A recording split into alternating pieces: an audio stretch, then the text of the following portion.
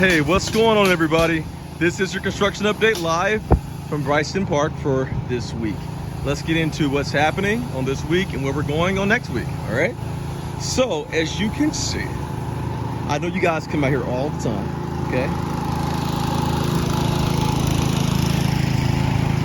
However, we're gonna talk about what's going on, all right? So as you can see right now, the HVAC is being completed, okay?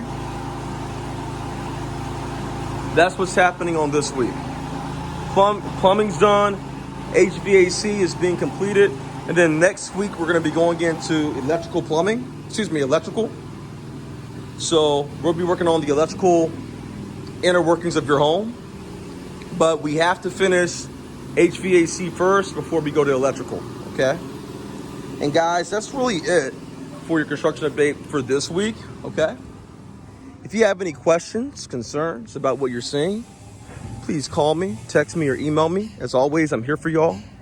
In the meantime, be blessed, stay safe, and I'll see you on next week's construction update live from Bryson Park.